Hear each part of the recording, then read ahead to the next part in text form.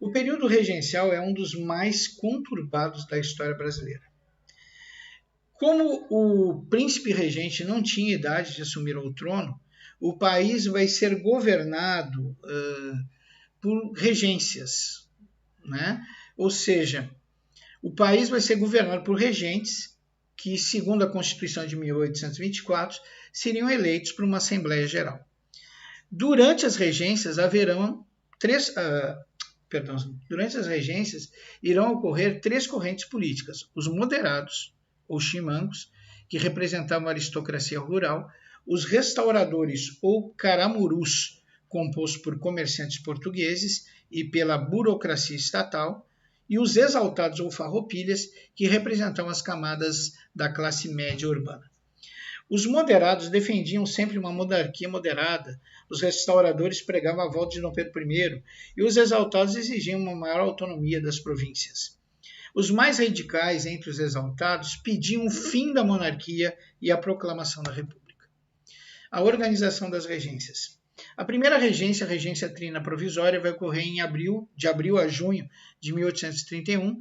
Ela vai ser composta por Nicolau Pereira de Campos Vergueiro, José Joaquim Carneiro de Campos e Francisco de Lima e Silva. O principal ato desses regentes foi a promulgação da lei regencial, que suspendia temporariamente o exercício do poder moderador. Então, a primeira coisa que os regentes fizeram foi acabar com o símbolo do absolutismo de Dom Pedro I, que era o poder moderador. Nós vamos ter a segunda regência, que é a regência trina permanente, que vai de 1831 a 1835. Ela vai ser composta, não esqueça que a primeira foi a regência trina provisória, agora nós já estamos na regência trina permanente, que vai de 1831 a 1835. Essa regência ela é composta por Francisco de Lima e Silva, José da Costa Carvalho e Braulio Muniz. O ministro da Justiça foi o padre Diogo Antônio Feijó, que criou a Guarda Nacional. A Guarda Nacional, na realidade, ela era uma espécie de milícia armada, formada por pessoas de posse, e que vai se transformar no principal instrumento de repressão da aristocracia rural para conter os movimentos populares. Então, gente, esse período da regência ele é um período muito conturbado porque não existe um regente. O que existem são pessoas eleitas em assembleia, né? Essas pessoas pertencem, em geral, a correntes políticas diversas e têm interesses diversos que vão tentar governar o Brasil. Só que no seu ato de governar com divergência, eles vão dar uma demonstração explícita de fraqueza.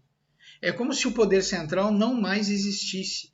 Isso vai fazer com que as elites provinciais venham a criar e a incentivar revoltas para que as suas regiões se emancipem do Brasil, ou seja, as suas províncias se transformem em pequenos países independentes do Brasil, para que assim eles não sofram influência e restrições políticas e econômicas dos regentes, do poder central. Então, tudo nessa época gira em torno disso, uma tentativa das elites de assumir o poder criando seus próprios países, governando seus próprios territórios, né? As regências, numa tentativa de sufocar essas revoltas que pipocavam em toda parte, ela vai, através do nosso amigo aí, o padre Feijó, criar a chamada Guarda Nacional. Essa Guarda Nacional era composta por homens fornecidos pelos grandes proprietários e latifundiários, né? Eles entregavam jagunços deles para compor a Guarda Nacional, e muitas vezes esses proprietários e latifundiários ganhavam o título de coronel. Por isso que no Nordeste tem tanto coronel, né? O coronel, aquele líder político, aquele que tem também o poder da jagunçada, né? Que atua um pouco sobre o poder de polícia, é o coronel. Pois isso surgiu através do padre Feijó. O padre Feijó, ele criou essa Guarda Nacional, que nada mais era que uma milícia, né? Composta por homens fornecidos pelas elites agrárias da época, né? E essa Guarda Nacional ela era um real instrumento de repressão da aristocracia rural. Bom, o comando da Guarda Nacional nos municípios era entregue aos chamados coronéis. Como eu falei, uma patente que era vendida aos grandes proprietários de terra. Aí vocês descobrem por que os líderes políticos, principalmente do setor agrário, os latifundiários, principalmente no Nordeste, ganhavam essa titulação de coronel, né? Bom, essas patentes de coronel eram vendidas a esses grandes proprietários de terra e eles assumiam, na sua localidade, as funções do Estado, garantindo, entre aspas, a segurança e a ordem. No ano de 1832, vai ser aprovado o Código de Processo Criminal, que concedia aos municípios uma ampla autonomia judiciária. Essa autonomia judiciária vai acabar por ser utilizada para garantir a imunidade aos grandes proprietários de terras das atrocidades que eles irão cometer, fazendo uso da Guarda Nacional para os seus propósitos. No ano de 1834, procurando atenuar as disputas políticas entre exaltados e moderados, vai ser elaborado o ato adicional que estabelece algumas alterações na Constituição de 1824, a seguir as emendas à Constituição de 1824. Vamos lá. Primeiro, a criação de assembleias legislativas provinciais, substituindo os conselhos provinciais e garantindo uma maior descentralização administrativa. Vocês podem ver que os regenciais, os governantes regenciais, fazem de tudo para agradar as elites agrárias e assim conseguir a paz. Estão dando a eles poder legislativo nas suas próprias províncias, algo que antes pertencia ao poder central. Bom, eles também fizeram a extinção do Conselho de Estado, que assessorava o imperador naquele poder moderador, que foi a primeira coisa que os regentes aí extinguiram quando assumiram o poder. Criaram um município neutro, que seria na cidade do Rio de Janeiro, e que seria a sede da administração central. Substituíram a regência trina pela regência una, eleito pelas assembleias de todo o país. O mandato do regente seria de 4 anos. Semelhante medida é tido como experiência republicana. Então, vocês podem ver aqui que, intrinsecamente, os líderes políticos que participavam do sistema de regência, de maneira oculta, já preparavam o Brasil para uma transição do Brasil Império para o Brasil Republicano. Bom, o ato adicional esse foi visto como um avanço das ideias liberais, visando garantir uma maior autonomia aos poderes locais. Como eu disse, as regências para impedir a fragmentação do Brasil, ou seja, cada coronel criando o seu próprio país e o governando, ou seja, fragmentar o Brasil em pequenos países, como aconteceu na América Central. Para impedir isso, eles vão conceder grande autonomia política e econômica às províncias e vão despejar um enorme poder nas mãos das elites provinciais. Bom, no ano de 1835, o padre Feijó, esse aí que criou, né, a Guarda Nacional, que nada mais era que uma milícia a serviço do poder agrário, ele vai ser eleito regente uno. A regência una de padre Feijó foi de 1835 a 1837. Durante a regência do Feijó, ocorre uma reorganização dos grupos políticos. O grupo moderado vai se dividir em progressistas, defensores da autonomia provincial e regressistas, que pregavam uma maior centralização política para enfrentar os movimentos e as revoltas populares que pipocavam por todo o país. Os progressistas eles vão criar um partido, o Partido Liberal, e os regressistas vão criar um outro partido chamado Partido Conservador. Durante a regência do padre Feijó, ocorrerão dois importantes levantes. A cabanagem, que vai ocorrer na província do Pará, e a Guerra dos Farrapos, que vai ocorrer na província do Rio Grande do Sul. Esses dois grandes levantes vão servir para mostrar a incapacidade de conter as revoltas que possuía a regência una do padre Feijó. Então, a partir daí, o Feijó vai sofrer uma grande oposição parlamentar e vai acabar por renunciar em 1837. Vamos ver agora a regência una de Araújo Lima, 1837 e 1840. Araújo Lima era o presidente da Câmara e partidário dos conservadores. Sua regência sempre foi de caráter conservador. os movimentos populares eram atribuídos às reformas liberais do ato adicional. Procurando, então, restaurar a ordem no país, o ato adicional foi alterado mediante aprovação no ano de 1840. Surgiu a tal lei interpretativa do ato adicional, que suprimia a autonomia das províncias e garantia a centralização política. No ano de 1840, vai ser fundado o Clube da Maioridade, que defendia a antecipação da maioridade do imperador. Segundo os membros do clube, a presença do imperador contribuiria para cessar os movimentos populares e as revoltas. Em julho de 1841, após a aprovação de uma emenda constitucional que antecipava a maioridade do imperador, Dom Pedro II vai ser coroado ao imperador do Brasil. Esse episódio vai ficar conhecido como o golpe da maioridade, porque eles colocam Dom Pedro no trono do Brasil, contrariando a Constituição, que previa com 18 anos, eles colocam Dom Pedro como o imperador do Brasil, na ocasião, com 15 anos de idade. Pessoal, antes de estudar as rebeliões regenciais, nós vamos estudar as mais importantes, eu gostaria de só chamar a atenção de vocês para uma coisa. Esse período regencial foi o período mais conturbado da história do Brasil, onde surgiram diversas revoltas provinciais. Na maior parte, essas revoltas provinciais eram estimuladas pela elite agrária local, pela elite provincial, que desejava maior autonomia econômica e política, e muitas vezes achava que a única maneira de obter isso era se desligando do poder central, criando uma nova nação dentro do Brasil. Então, essas revoltas, em boa parte, elas tinham caráter separatista.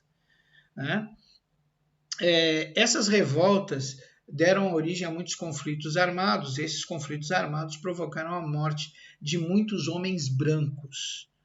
Era muito raro um escravo estar lutando em uma dessas revoltas ou contra uma dessas revoltas ao lado dos seus senhores brancos. Então, com o tempo, os brancos começam a se dar conta que pode ocorrer no Brasil o que ocorreu no Haiti. Lá no Haiti, os brancos e os mestiços lutaram entre si de tal forma pelo poder que acabaram diminuindo consideravelmente as suas populações. Logo, haviam poucos mestiços e poucos brancos. Enquanto isso, a população de escravos crescia exponencialmente. Com o tempo, os escravos se deram conta que eram maioria, se organizaram, mataram seus senhores, se apossaram das armas dos seus senhores e tomaram o poder no Haiti. Então, agora, os nossos amigos da elite agrária rural, que tanto queriam se tornar senhores de suas próprias nações, transformando suas províncias em nações, começam a temer, primeiro, que o Brasil se torne um espelho da América Central, que possui uma série de países pequenos, insignificantes economicamente, que mal conseguem se manter, Então, isso traria um empobrecimento de todos, inclusive da própria elite rural, e também o medo que, com tantas revoltas e com a morte de tantos brancos e mestiços, a população negra, a população escrava, acabe por chegar na mesma conclusão que chegaram os negros do Haiti, que se tornaram maioria e, por ser maioria, impetraram uma revolta em que mataram seus senhores, se apossaram das suas armas e assumiram o controle político e econômico do país. Então, mediante esses dois medos que assombravam o Brasil, os nossos amigos fizeram vistas grossas ao golpe da maioridade, que permitiu que Dom Pedro II, com 15 anos, assumisse o trono brasileiro. Porque eles acreditavam que só a presença de um regente de sangue real acalmaria as revoltas provinciais e traria a normalidade e a paz ao país. Então, com o golpe da maioridade, finda o período regencial, inicia o segundo reinado. Mas antes disso, vamos ver as principais revoltas ou rebeliões regenciais.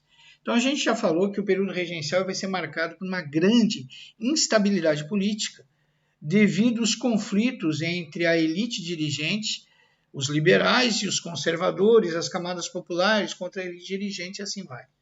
Após a independência, tornou-se necessária a organização do Estado Nacional, que, como vimos, né, se manteve as estruturas socioeconômicas herdadas do período colonial. Ainda tinha um latifúndio monocultor, ainda existia escravofagia, eram escravocratas, mantinham uma economia nacional voltada sempre a atender às necessidades do mercado externo. Ou seja, mesmo com o processo de independência, essa mentalidade de servir o mercado externo e as nações estrangeiras em detrimento do bem-estar nacional era uma prática comum. Então, esse quadro vai vir agravar em muito a situação das camadas populares, que vão começar, por meio de rebelião, a questionar o novo Estado e a propor um novo modelo. Daí as propostas separatistas republicanas. Vamos falar primeiro da cabanagem, que ocorre lá no Pará, 1835-1840, um dos principais movimentos sociais ocorridos na história do Brasil, marcado pelo controle do poder político pelas camadas populares. Observa, na história do Brasil, raras são as vezes que as camadas populares se organizam, se revoltam e tomam poder. Em geral, as revoltas ocorridas no Brasil, mesmo tendo raramente a participação das camadas populares, quando as têm, essas camadas são controladas segundo os interesses de uma elite. Já a cabanagem não. A cabanagem é um dos raros momentos da história do Brasil em que o controle e o poder político caem nas mãos das camadas populares. Então, a população do Pará vivia sempre num estado de penúria, e a maioria esmagadora dessa população vivia em cabanas na beira dos rios, em condições de absoluta miséria. O início do levante da cabanagem está ligado às divergências no interior da elite dirigente em torno da nomeação do presidente da província. A revolta vai contar com o apoio da população pobre e insatisfeita com as péssimas condições de vida e contra os privilégios das oligarquias locais. Em 6 de janeiro de 1835, os cabanos vão dominar a capital da província e vão ocupar o poder. Vão estabelecer um governo autônomo e de caráter republicano.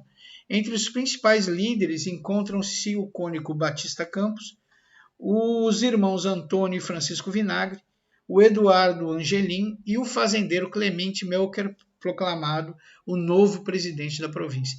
Veja, apesar de ser um movimento de caráter popular, quando chega ao sucesso, ou seja, como toma o poder, essas camadas populares vão entregar a primeira presidência a um fazendeiro, né? É interessante como as camadas populares brasileiras gostam de um doutor, de um grande fazendeiro, de uma pessoa famosa, e não olham para si própria e para os seus semelhantes. Mas vamos lá. A cabanagem, então, vai ser um movimento que é essencialmente popular. Mas, em virtude de traições, esse movimento vai começar a ficar enfraquecido e vai facilitar a repressão pelas forças regenciais. A primeira rebelião popular da história brasileira vai terminar com um saldo de mais de 40 mil mortes em uma população aproximadamente de 100 mil pessoas. Gente, essa imagem que o brasileiro é bonachão, é amigo, é amigueiro, não gosta de confusão, não gosta de guerra, não é cruel, é uma imagem que se desfaz facilmente quando se estuda a história do Brasil.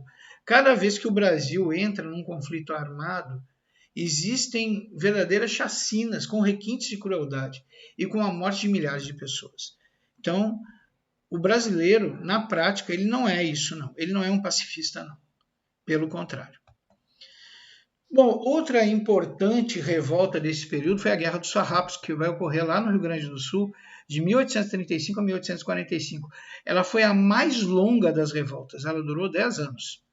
A Revolução Farroupilha é a mais longa que já ocorreu na história de todo o Brasil. Esse movimento possui suas raízes na base econômica da região. A economia dos gaúchos se desenvolve para atender às necessidades do mercado interno.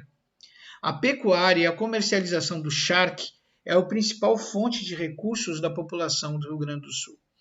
Os fazendeiros de gado, denominados estancieiros, vão acabar se revoltando com a elevação dos impostos sobre o charque, impedindo dessa forma que o charque dos nossos amigos do Sul possa competir com o charque argentino, que era privilegiado com tarifas alfandegárias bem menores das que as tarifas cobradas pelo charque produzido dentro do país. Então observa que os líderes regenciais privilegiavam mais o charque estrangeiro que o charque nacional. Os estancieiros, então, reivindicam a maior autonomia da província. Os farroupilhas, que pertenciam ao Partido Exaltado, em sua maioria republicanos, e liderados por Bento Gonçalves, vão acabar de se revoltar por vez e, através de uma revolta armada, vão ocupar Porto Alegre no ano de 1835.